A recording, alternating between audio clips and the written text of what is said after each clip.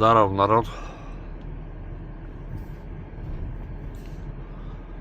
Неделя до отпуска осталась. Едем еще немножко поработаем.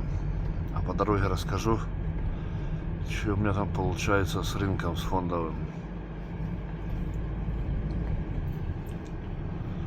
Так, что там понял, к чему пришел, какие траблы были.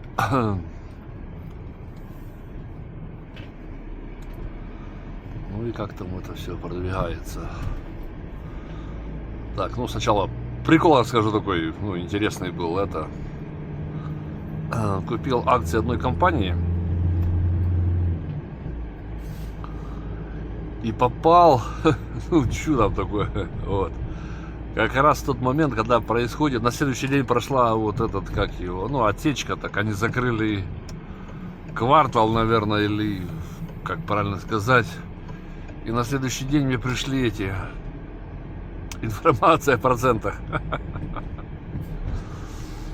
Вот. Ну, когда получу уже сколько, за сколько, ну, за сколько акций, ну, сколько купил, столько это, и по этим акциям получу этот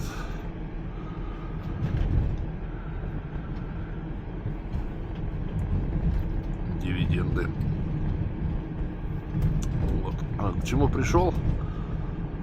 Что в портфеле должно быть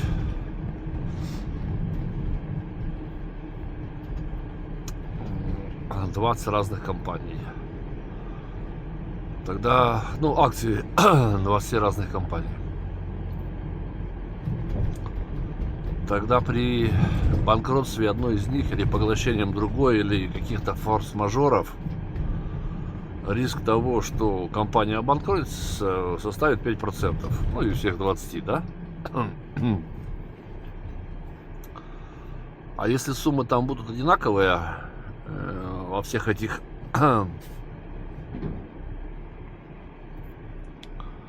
компаниях, ну, суммы инвестиций, я имею в виду, там вот определенно какое-то одно число, они будут плюс-минус равномерные, вот, то при получении всех и сочтете всех процентов, то риск еще минимализируется. Ну, возможно, при банкротстве не получится потом, допустим, роста какого-то за этот какой-то определенный год или за пару лет вы вернетесь к той самой сумме, которая была, так как там деньги вложены. Вот. Но все зависит от количества компаний, от вложенной суммы. Если суммы будут одинаковые, а компании еще больше, то и риск банкротства будет уменьшаться. При 40 компаниях это уже 2,5%, и при 40 компаниях прибыль перекроется потери этого пакета акций компаний. Ну, то есть, если одна компания будет банкротом, у вас было 40 компаний по 200 баксов, ну, 200 евро, то вот эти проценты перекроют потерю этой компании за один, даже за один, я думаю, за один год даже перекроют. Так как у меня статистики пока большой нету, я же говорю, я только там познаю азы.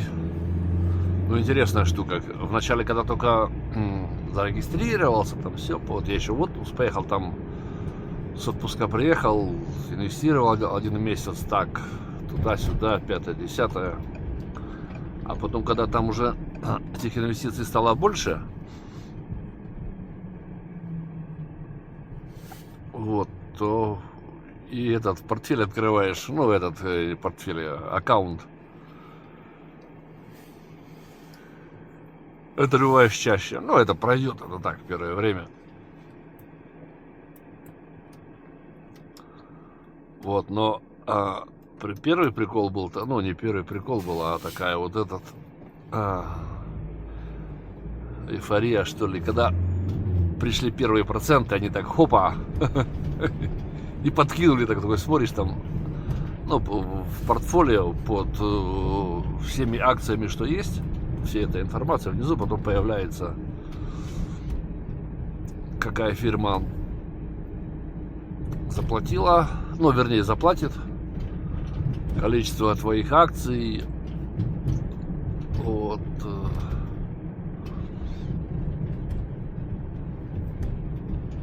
сколько на одну акцию, сумма на одну акцию, за одну акцию, ну и общее.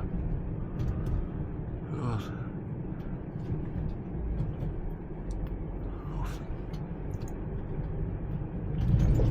А потом они сразу же эту эйфорию немножко такое притормозили, потому что они сняли годовые платежи.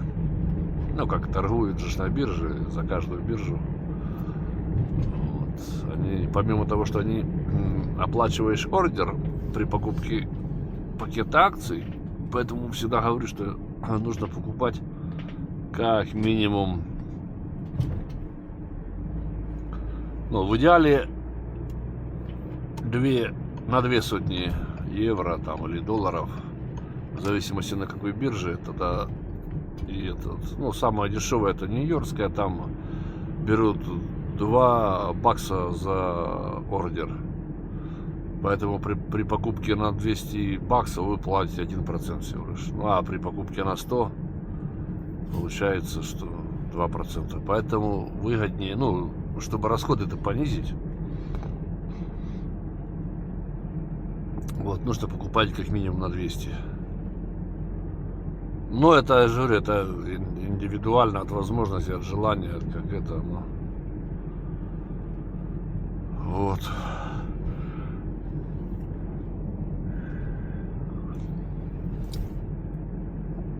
Есть там 2 таких интересных параметра. Когда вы деньги переводите, ну, на свой биржевой счет, ну, или в свое приложение, в свой аккаунт, они переводятся быстро. Я вот утром послал, они там где-то уже в обед уже там были. Но проходит еще примерно сутки, когда они у вас уже переведутся именно... Они уже как бы там, у вас в аккаунте, но они...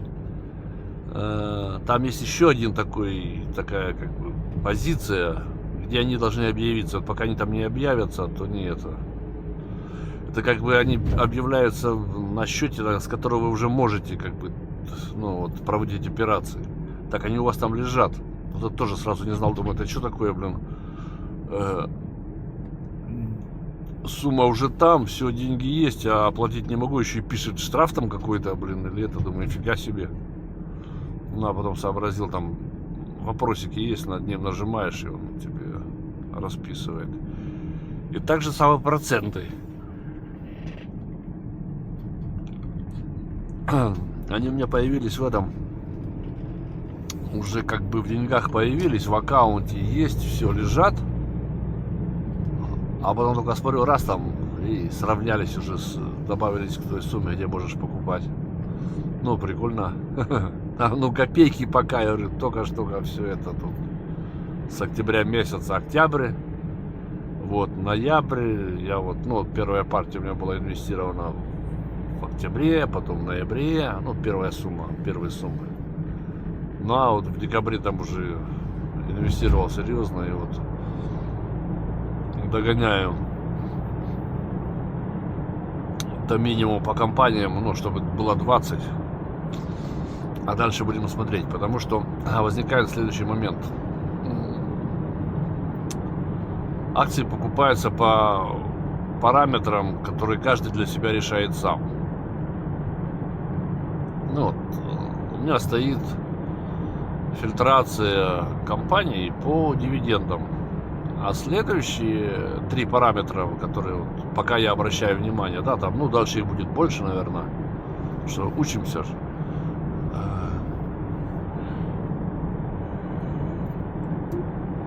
Это...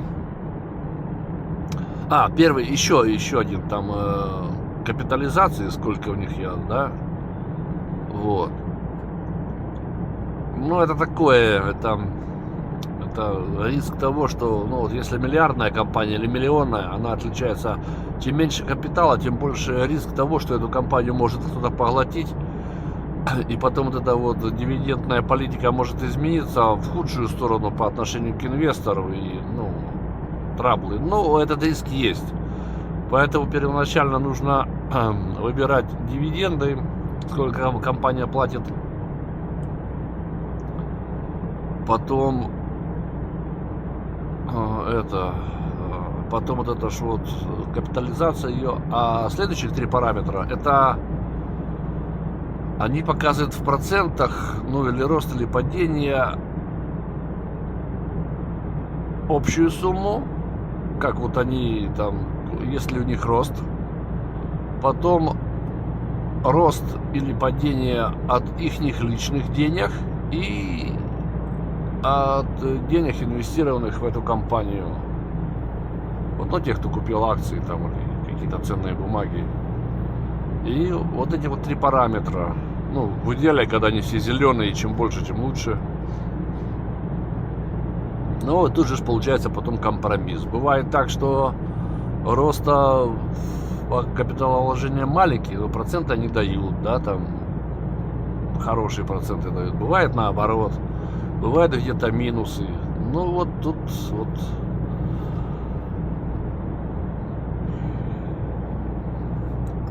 Там в описании есть, когда открываешь компанию, и о компании, и там все написано. Ну вот сейчас был у них там у многих отчетный период, у кого в октябре, у кого в сентябре.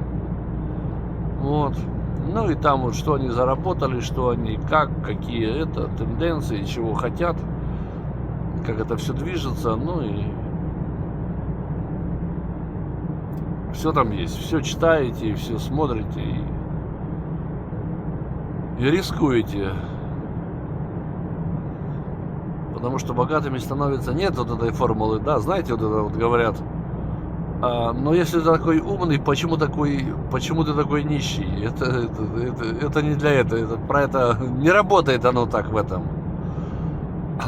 В этом оно не работает. Если бы эта формула работала, то все умные были бы богатыми. Ну это так, такого же нет. Сколько умных, а они не богатые. Поэтому богатыми становятся это стечение обстоятельств, это риск, это случайность, это... Не, ну не без этого там каким-то, что он к этому шел, что он там как-то, это, нет, конечно, но когда вот эти все факторы сойдутся, тогда да. Ну, понятно, что там какой-то этот...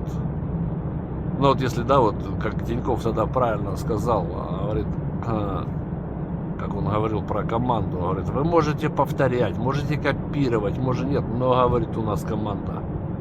Ну там вот он нюансы такие объяснял, все. Вот, ну я с ним согласен. Вот. Поэтому тот, кто ходит на работу, вот как я сейчас еду, да, богатым не станет. Только риск и терпение. Вот как по крипте. Эфириум в апреле стоил 50, а сейчас 95. Вот 2 раза, бах. Вот там, пожалуйста. Так и здесь. Баффет, я их путаю. Барретт и с Баффетом, вот это я их вечно путаю. Ну, короче, этот, который инвестор, да. Вот, их же тоже, блин, он один такой, а инвестирует-то много. Ну и вот, что они, дураки, получается, или не умные? А нет, ну вот.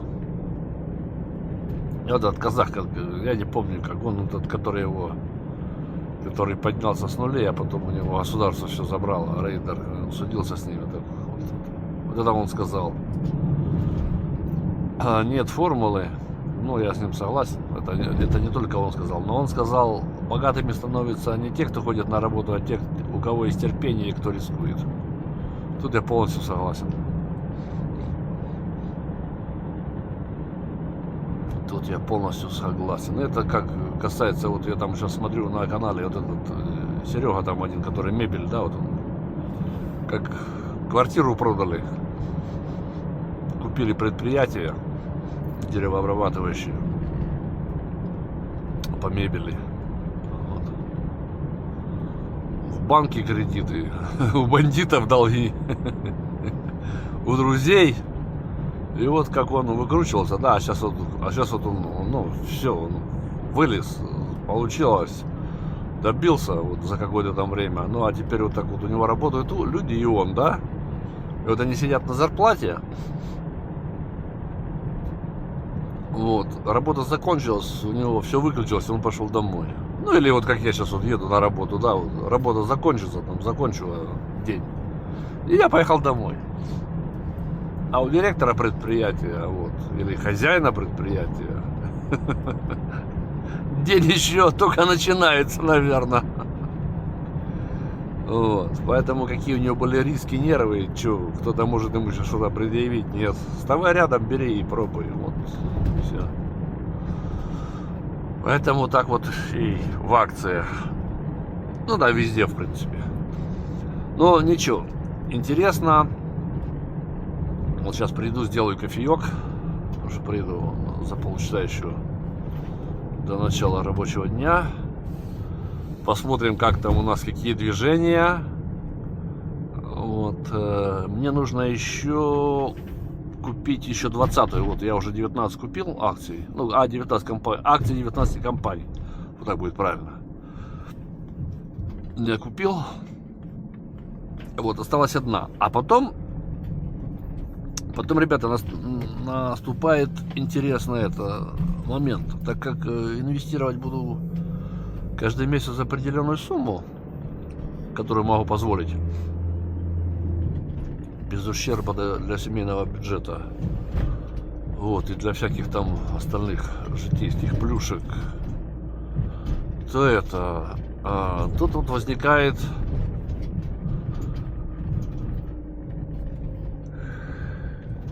дилемма с парадоксом. Чтобы обезопасить себя от банкротства какой-либо компании, но минимизировать это все, нужно покупать дальше, ну, чтобы этих компаний было как можно больше. И тогда риск или процентное отношение будет, риск в процентах будет меньше на компанию, и плюс проценты будут перекрывать, даже годовые будут перекрывать потерю этой, ну, какой-то компании, да, это банкротство, что но при условии, что во все компании будут вложены одинаковый капитал. Ну, так оно и долго, ну, быть не может, потому что возникает следующее. При просядке, ну, как просядут акции какой-то компании, которые у вас есть, нужно их докупать. Потому что цена акций — это спекулятивный параметр, и он от многих факторов зависит, как и от капитализации, от инвестиций и всего прочего, и, ну и плюс ажиотажа на рынке.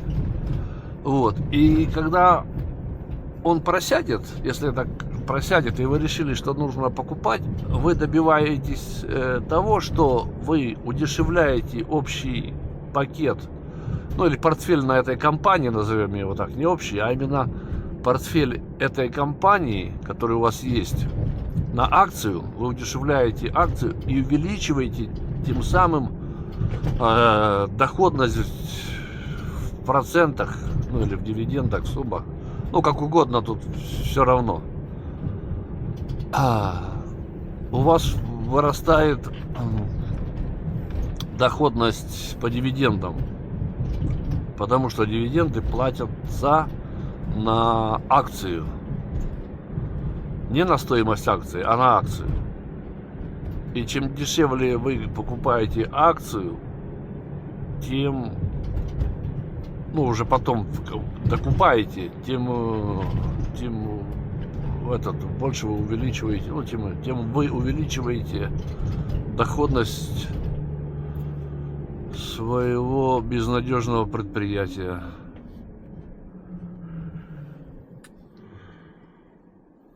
Вот такая математика. Поэтому учиться нам завещал дедушка Ленин. Тут учиться, учиться и учиться. Но прикол весь в том, что оно уже работает в автомате вне зависимости от тебя. Ты вообще никакое участие не принимаешь в этом.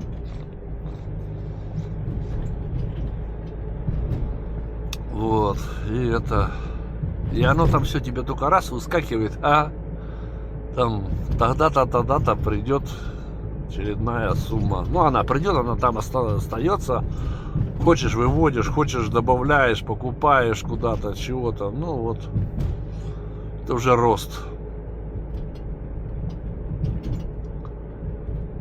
А когда за счет дивиденда вы... Потому что суммы, акции, они плавают вверх-вниз, и никогда у вас ваш целый портфель всех акций компаний не будет в зеленом. Никогда. Какие-то падают, какие-то это. И поэтому вот этот вот баланс плюса-минуса, он всегда будет такой вверх-вниз. И вероятность того, что вы будете в плюсе от вложенных денег, ничтожно мало. Все равно какие-то колебания есть. И, допустим, вы купили там общий пакет у вас на 4, вы вложили 4000 евро, но общая сумма будет 3900 или 3800. Потому что какие-то акции просядут, какие-то это вероятность того, что будет больше в этом. Чем больше пакет, тем этот риск всегда больше. И поэтому, когда вы за счет дивидендов полученных перекроете вот этот показатель, супер. Потому что вы будете покупать следующий уже за дивиденды ваши полученные. И когда вы это перекроете, тогда уже вообще красота. То есть вы ничего не потеряли. Тут есть и такой параметр: заработок и потери. Вот. И в идеале, конечно, зарабатывать и не терять. Но бывают такие вещи, что вот и при потерях вы за счет дивидендов закрываете ту изначальную сумму, которую вложили. Тем самым увеличивая потом ведь потом уже можно торговать и продажей акций. Смотрите, если оно, смотря какую вы политику хотите, или зарабатывать на дивидендах, или же зарабатывать еще и на акциях. А потом, если вам не нравятся какие-то акции, вы их продаете, естественно, нужно продавать в плюс, поэтому нужно вести статистику общую, чтобы вы знали, за сколько у вас в среднем цена акций получилась, чтобы продать ее с плюсом. И увеличиваем за счет этого тоже свой пакет. То есть, когда пойдут уже дивиденды, уже все, вы будете их инвестировать дальше. Как деньги делают деньги, уже будет все. Как в банке, тоже пришли там, в банке смешные проценты. Мы же не в недоимперии, где там сколько дают, 18, да? Вот. То у нас все скромно. Поэтому у нас сейчас 4,5% годовых. Вот со 100 тысяч вам 4,5 дадут. И вот проценты, они же дают каждый месяц. 4,5 разделите на 12. 4,2, вру. Вот. Со 100 тысяч там 300 с копейками, да? 300, там 33 назовем. И вот каждый месяц вам дают 333, грубо там, пусть 350, неважно. И на вот эти 350 уже в следующем месяце уже тоже там 4% годовых, да, это 0,0000. Прт, как у нас говорят. 0,0 прт. Вот.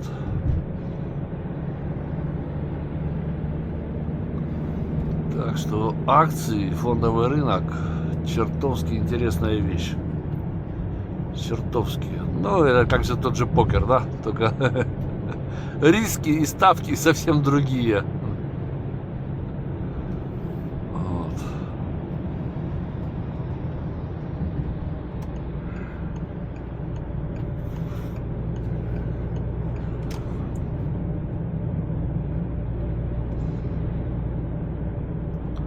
А крипта там, что там говорить.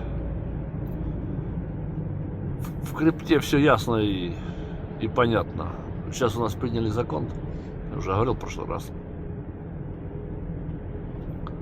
Ну, эти законы принимают везде, чтобы вывести ее с тени, потому что раз понял, что теряет деньги, можно же этот вид черного бизнеса обложить налогами и все. Ну, правильно они делают, тут понятно все.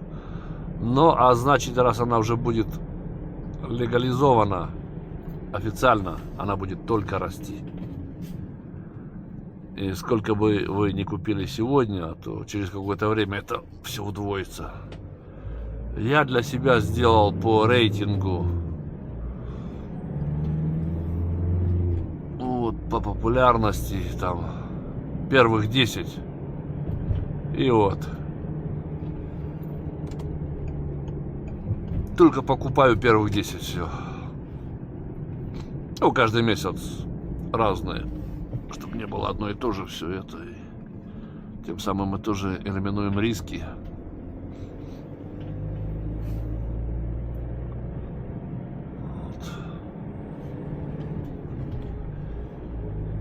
Поэтому крипта, конечно, растет нереально. Но я ее тоже только, как и акции, я только покупаю. И крипту только покупаю. Я не торгую. Купил, продал, заработал, на разнице нет. Это как просто...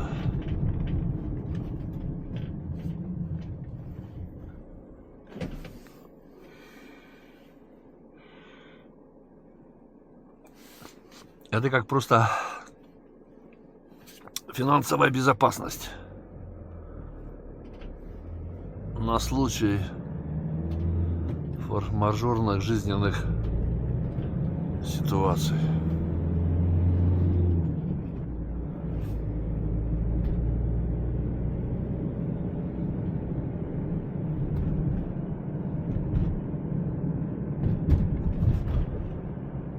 Вот как-то так, вкратце. Такая вторая серия дополнения вышла, поэтому я с вами, ребятки, попрощаюсь. Всем спасибо за ваше время. Всего доброго и до скорых встреч.